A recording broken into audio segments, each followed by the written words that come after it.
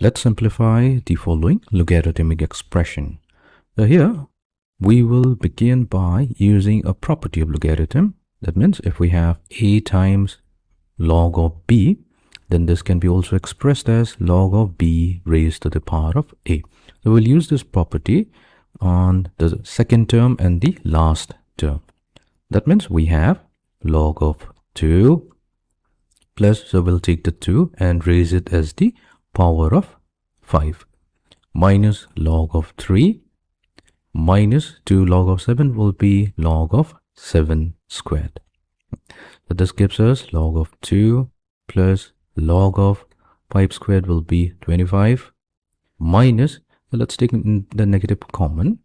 We have log of 3 plus log of 7 squared, that will be 49.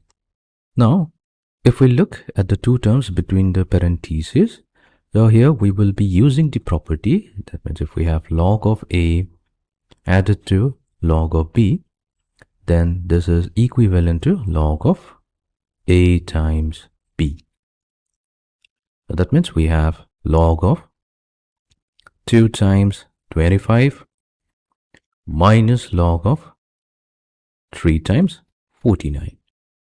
Next, let's multiply them. So 2 times 25 is 50 minus log of 3 times 49. So that will be 147. Next, we will apply the property, that is log of a minus log of b. So that's equals to log of a over b.